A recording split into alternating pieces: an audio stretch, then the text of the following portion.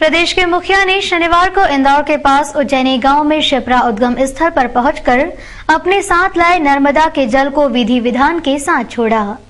इस तरह उन्होंने नर्मदा लिंक परियोजना की शुरुआत कर पूर्व प्रधानमंत्री अटल जी के सपने को साकार करने की कोशिश की। शनिवार की सुबह मुख्यमंत्री शिवराज सिंह चौहान भोपाल से हेलीकॉप्टर द्वारा बड़वाह पहुंचे और वहां से एक कलश में नर्मदा का जल लेकर इंदौर के पास उज्जैनी गांव से निकलने वाली शिप्रा नदी के उद्गम स्थल पहुंचे। उनके साथ विधायक जीतू जिराती, स्वास्थ्य मंत्री महेंद्र हार्डिया सहित भाजपा के अनेक नेता मौजूद थे। हेलीकॉप्टर से उतरने के बाद उनका काफिला शिप्रा के उद्गम स्थल पहुंचा, जहां उन्होंने विधि विधान के साथ पूजा अर्चना कर नर्मदा के जल को उसमें मिला दिया। इस अवसर पर उन्होंने कहा कि शिप्रा नदी में लोगों की आस्था और श्रद्धा जुड़ी है, इसलिए नर्मदा का जल शिप्रा में मिलाया गया और एक महत्वाकांक्षी योजना की शुरुआत की।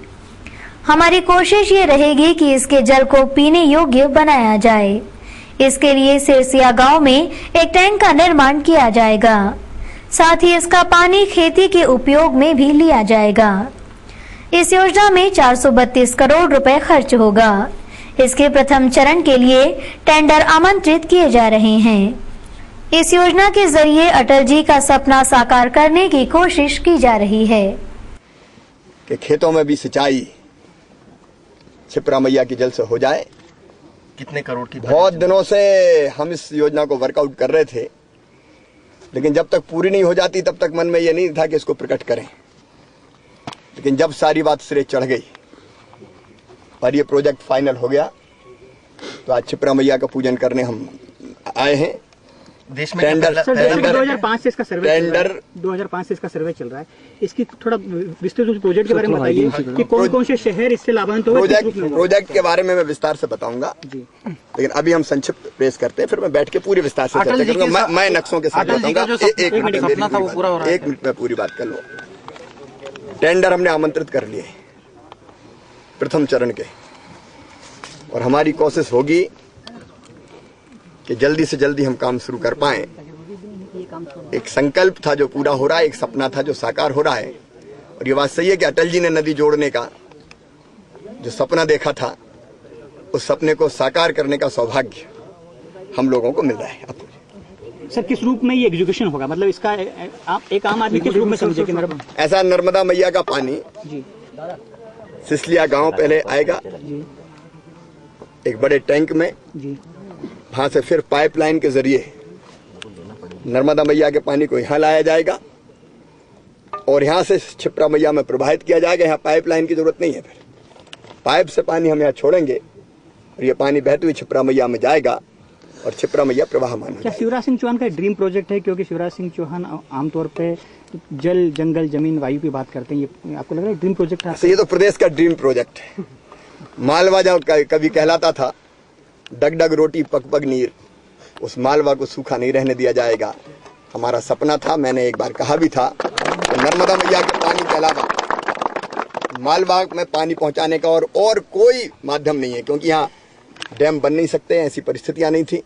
और फिर एक बात और है कि डैम बनते हैं तो जमीनें डूबती है, पुनर्वास के सवाल खड़े होते हैं। और इसलिए ये ऐसी योजना है कि जिसमें जमीनें नहीं डूबेंगी, लोग विस्थापित नहीं होंगे। और हम यहाँ नहीं, मैं विस्तार से इस बात को रखूंगा प्रेस के सामने भी, कि हम 4 नदियों में नर्मदा मैया का पानी डाल के लगभग 70 शहरों को पेयजल देने की हम व्यवस्था करेंगे। 3000 गांवों को पीने का पानी दिया जाएगा और फसलों की सिंचाई की योजना। मानसून पर डिपेंडेंसी कम होगी। अभी केवल हवाई सर्वेक्षण किया अभी आपने। रेनेसा कॉलेज में हुई मारपीट में शामिल बचे दोषी छात्रों पर कार्रवाई की मांग को लेकर एनएसयूआई के छात्रों ने शहर के सभी कॉलेजों को बंद करने का आह्वान किया था, मगर पुलिस बंदोबस्त के कारण उन्हें आंशिक सफलता हाथ लगी। पिछले दिनों रेनेसा कॉलेज में पढ़ने वाले जूनियर छात्र आकाश पटेल और गुरमीत सिंह नामक छात्रों के साथ अर्पित शिंदे सहित उसके 3 साथियों ने मारपीट की थी। कॉलेज प्रबंधन ने पुलिस रिपोर्ट के आधार पर चारों छात्रों को निलंबित कर दिया था, लेकिन एनएसयूआई संगठन का कहना था कि इस घटना में शामिल 7 छात्रों को राजनीतिक दबाव के चलते क्लीन चिट दे दी थी। इसी मांग को लेकर छात्र भूख हड़ताल पर बैठे थे, लेकिन जब उनकी मांग नहीं मानी गई तो उन्होंने शनिवार को शहर के सारे कॉलेज बंद करने का आह्वान कर दिया। उनके इस आह्वान से अखिल भारतीय विद्यार्थी परिषद के छात्र आमने सामने हो गए। इधर पुलिस ने बंद के मद्देनजर सारे कॉलेजों में भारी पुलिस बल तैनात कर दिया। इसके चलते एनएसयूआई के छात्रों को अपने मकसद में आंशिक सफलता हाथ लगी।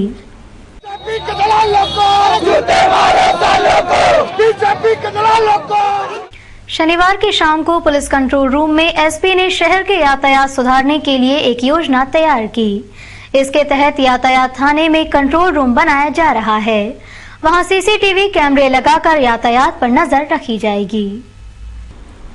शनिवार की शाम को एसपी मुख्यालय डॉक्टर आशीष ने पत्रकारों से चर्चा करते हुए कहा कि शहर की बिगड़ी यातायात व्यवस्था को सुधारने के लिए एक योजना तैयार की है।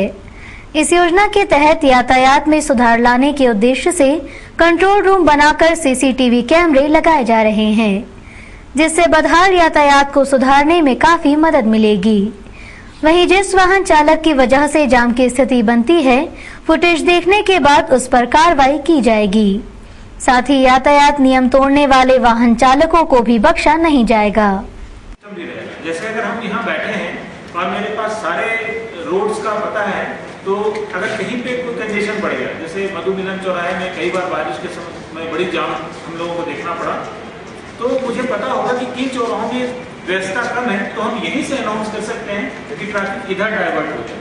अभी हम लोग अपना साइट को भी अपडेट करने का प्लान कर रहे हैं। ये सभी तो वहाँ भी आपको लेटेस्ट अपडेट दिया जाएगा कि कहाँ पे अभी जाम की स्थिति है, कहाँ पे व्हीकल की स्पीड बहुत स्लो है, कहाँ पे व्हीकल का स्पीड सेटिस्फैक्टरी है। ये एक ऐसा सिस्टम हम लोग ला। शराबियों से परेशान महिलाओं ने बीती रात मशाल रैली निकाली। महिलाएं हाथों में मशाल और डंडे लेकर सड़क पर निकली और उन्होंने पुलिस को शराबियों को सबक सिखाने के लिए ज्ञापन सौंपा। ये नजारा था रात को शहर के एलआईजी चौराहे से शुरू हुई रैली का। दरअसल एलआईजी तिराहे पर स्थित एक शराब की दुकान के कारण ये महिलाएं परेशान हैं। शराबी शराब लेकर दुकान से दूर सड़क पर धार्मिक स्थलों के नजदीक शराबखोरी करते हैं और फिर राह चलते लोगों को परेशान भी करते हैं। महिलाओं ने आज शराबियों का विरोध मशाल रैली के रूप में किया। स्थानीय पार्षद निशा रुपेश देवलिया के नेतृत्व में कई महिलाएं हाथों में मशाल और डंडे लेकर निकली। इस बीच उन्होंने पुलिस को भी ज्ञापन सौंपा। महिलाओं का कहना था, अगर मामले में कार्रवाई नहीं हुई तो फिर उनके पास भी डंडा है, जिससे वो बदमाश शराबियों को सबक सिखाएंगी। हमने मशाल रैली निकाल के प्रदर्शन किया था। अगर जैसे अभी भी अगर लोगों का शराब पीना जारी रहा या ठेले लगाना जारी रहा, तो आगे भी हम ये मुहिम चलाएंगे। इंदौर पुलिस ने फिर दबंगाई दिखाते हुए परदेशीपुरा, पलासिया और अन्नपूर्णा थाना क्षेत्र में सर्चिंग अभियान चलाते हुए 6 गुंडों को गिरफ्तार किया। गिरफ्तार गुंडों में आरटीओ के 3 दलाल हैं जो जबरन वसूली करते थे। पुलिस ने शहर में शनिवार को फिर दबंगाई दिखाई। लगातार चल रही गुंडा विरोधी मुहिम से कई नामचीन गुंडे पहले ही भूमिगत हो गए हैं। जो गुंडे पुलिस की गिरफ्त में आ रहे हैं वो महज एक खानापूर्ति साबित हो रहे हैं। शनिवार को पुलिस ने परदेशीपुरा, पलासिया, छोटी ग्वालटोली और अन्नपूर्णा थाना क्षेत्र में सर्चिंग अभियान चलाकर 6 गुंडों को धर दबोचा। अन्नपूर्णा पुलिस ने आरटीओ कार्यालय में दलाली कर जबरन वसूली करने वाले प्रवीण जोशी, महेश मोची और मनोज जाटव को गिरफ्तार किया है। गौरतलब है कि लगातार चल रही इस मुहिम से नामचीन गुंडे तो भूमिगत हो गए और पुलिस के हाथ जो गुंडे लग रहे हैं वो केवल खानापूर्ति मानी जा रही है। लेकिन पुलिस की इस मुहिम से आमजन काफी खुश नजर आ रहा है। यदि इस मुहिम पर राजनीति के बादल नहीं छाए तो शहर में पल रहे छोटे बड़े गुंडों को शहर छोड़ना पड़ सकता है। शनिवार को नवरत्न बाग स्थित वन विभाग कार्यालय में वन मंत्री सरताज सिंह ने छात्राओं के हॉस्टल का शुभारंभ किया और पत्रकारों को बताया कि सरकार पूरे प्रदेश में ऐसे 10 हॉस्टलों का निर्माण कर रही है, जिसमें से 4 बनकर तैयार हो गए हैं। वन विभाग के कार्यालय में वन मंत्री सरताज सिंह ने अपने कर्मचारियों के बच्चियों के लिए बनाए गए गर्ल्स हॉस्टल का शुभारंभ किया। उन्होंने कहा कि पूरे प्रदेश में ऐसे 10 हॉस्टल बनाए जा रहे हैं, जिसमें से 4 हॉस्टल पूरे हो गए हैं। राला मंडल में जंगली जानवरों को छोड़ने की योजना है। वहीं वनों में लकड़ी चोरी की घटना को आम बताते हुए कहा कि इस पर अंकुश लगाया जा रहा है। छात्रावास बनाया ताकि वो अपने बच्चों को यहाँ भेजकर उनको भी उच्च शिक्षा दिलवा सकें। ऐसे छात्रावास लगभग 10 के करीब बनेंगे मध्य प्रदेश में, इसमें 4 बन चुके हैं और बाकी बनने की प्रक्रिया चल रही है। जी हाँ, उसमें बहुत से क्लियरेंस हमको लेने थे, तो उसमें सेंट्रल गवर्नमेंट से भी काफ़ी क्लियरेंस चाहिए थे, लेकिन अब सब क्लियरेंस हमको मिल चुके हैं। और जो करीब 1 हेक्टेयर ज़मीन हमको कंपनसेशन में देना पड़ेगी, तो वो भी हमको मिल चुकी है और उसका जल्दी टेंडर होगा। कांग्रेस के राष्ट्रीय महासचिव दिग्विजय सिंह ने भाजपा कार्यालय में हुई तोड़फोड़ को नौटंकी बताया। दिग्गी ने कहा कि बाबा रामदेव पर उन्होंने जितने भी आरोप लगाए थे वे सब सही साबित हुए, इसलिए उनके खिलाफ कार्रवाई की जा रही है। काले धन को सफेद धन करता है, झूठा सर्टिफिकेट लेकर व्यवसाय करता है, इनकम टैक्स एग्जेम्पशन झूठा लेता है। एक एक बात मेरी सही निकली है और इससे बड़ा ठग मैं समझता हूं कि आज कहीं देखने में नजर नहीं आता है और अब ठगी उसकी खुलती जा रही है, तो बौखलाया हुआ है। उनका कहना है कि उन्हें टारगेट बनाया जा रहा है जो काले धन बीजेपी और संघ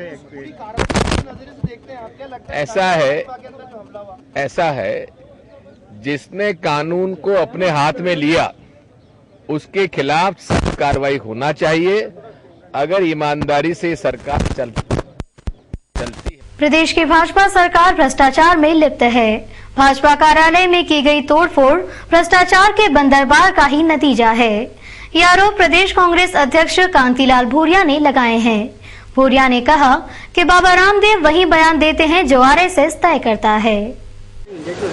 जो भ्रष्टाचार में पैसा प्राप्त कर रहे हैं उसका बंटवारे का, और कौन अधिकारी किसके कहने से जाएगा और दूसरे कहने से अगर ट्रांसफर होगा तो उसका पैसा किसने दिया उसका झगड़ा शुरू होता है। तो ये तो बंदरबाट चल रही प्रदेश में और उसी का नतीजा है कि जो इंदौर में पिछले दिनों आरएसएस के कार्यकर्ताओं ने भारतीय जनता पार्टी के कार्यालय के ऊपर हमला बोला और तोड़फोड़ की। और तो ये दोनों भारतीय जनता पार्टी और आरएसएस में अब दोनों आमने सामने हो गए हैं और ये बंदरबाट पैसा भ्रष्टाचार और खनिज माफियाओं का जो बड़े मोटी रकम आई है उसका बंटवारा का झगड़ा है। और आज प्रदेश परेशान है, लॉ एंड ऑर्डर की स्थिति जर्जर हो रही है, गुंडाराज चल रहा है, आप उसको कंट्रोल कर नहीं पा रहे हैं। चंदन नगर पुलिस ने शुक्रवार की रात फूटी-कोटी चौराहे पर चेकिंग के दौरान एक वाहन चोर को हिरासत में लिया। पूछताछ में आरोपी ने अन्नपूर्णा क्षेत्र से गाड़ी चुराना कबूल किया। उसने चुराया वाहन पुलिस को सौंप दिया। चंदन नगर पुलिस ने बताया कि शुक्रवार की रात फूटी-कोटी चौराहे पर चेकिंग के दौरान पुलिस ने एक संदिग्ध युवक को दोपहिया पर जाते हुए रोका और उससे गाड़ी के कागजात मांगे। तब वो टालम टोल करने लगा। इस पर उसे थाने लाया गया, जहां उसने अपना नाम संजय पिता भागीरथ बताया। पुलिस ने जब उससे कड़ी पूछताछ की तो उसने स्वीकार किया कि ये वाहन 10 माह पूर्व अन्नपूर्णा क्षेत्र से चुराया था। पुलिस ने उसे गिरफ्तार कर वाहन जब्त कर लिया। शनिवार की शाम इंदौर प्रेस क्लब में पत्रकारों से चर्चा करते हुए कलेक्टर आकाश त्रिपाठी ने कहा कि बीआरटीएस रोड पर धर्म स्थलों को धर्म गुरुओं से चर्चा करने के बाद हटाया जाएगा। साथ ही उन्होंने कहा कि ग्लोबल मीट की सभी तैयारी 15 अक्टूबर तक पूरी कर ली जाएगी। इंदौर प्रेस क्लब में प्रेस से मिलिए कार्यक्रम में पत्रकारों से चर्चा करते हुए कलेक्टर आकाश त्रिपाठी ने कहा कि बीआरटीएस में बाधक सभी धर्म स्थलों को उनके धर्म गुरुओं से चर्चा करने के बाद हटाया जाएगा। साथ ही बीआरटीएस पर बने साइकिल ट्रैक पर 2 और 4 पहिया वाहन चलाए जाएंगे। अवैध कॉलोनियों के निर्माण पर रोक लगेगी। वहीं बीआरटीएस रोड की सफलता उसके चालू होने के बाद पता चलेगी। ग्लोबल मीट की सभी तैयारी 15 अक्टूबर तक पूरी हो जाएगी। आने वाले उद्योगपतियों को कोई परेशानी नहीं होगी। गुंडे मनोज परमार को जेल से छूटने के बाद उसे 1 साल के लिए जलाबदर किया जाएगा। आवारा पशुओं की समस्या को लेकर उनका कहना था कि पशुपालकों को पहले समझाइश दी जाएगी। यदि वे मान गए तो ठीक, नहीं तो धारा 133 के तहत कार्रवाई की जाएगी। बनी है कि शहर को 5 रेवेन्यू सब डिवीजन से डिवाइड किया जाए और 5 तहसीलों में डिवाइड किया जाए और उसके लिए पूरा स्टाफ का सेटअप, तहसीलदार, एसडीएम्स, उनके रीडर, उनके क्लार्क्स, उनके क्लास 4 का स्टाफ, गाड़ी, ऑफिस का कंस्ट्रक्शन, ये पूरा देने के लिए शासन सहमत हो गया। इसका प्रपोजल हम लोग अगले 15 दिन के अंदर ड्राफ्ट करके भेज देंगे कि किस प्रकार उसको ज्योग्राफिकली डिवाइड किया जाए, जिसमें 5 है। मैं समझता हूँ उसके बाद काफ़ी कुछ हमको राहत मिलेगी और हम लोग अपनी अलग अलग जगहों पे ये भी प्रयास करेंगे कि लैंड भी आइडेंटिफाई कर दें ताकि उनके एसडीएम ऑफिस, जो एसडी ऑफिस है, तहसील ऑफिस को उस एरिया के, जैसे अगर विजयनगर वाले एरिया में है उसी एरिया में जाकर अपना केसेस को वो कर सकें। तो उसके बाद मैं समझता हूँ काफ़ी राहत महसूस होनी चाहिए। गवर्नमेंट के स्कूल में में अच्छे भोजन भंडारे चलते हैं।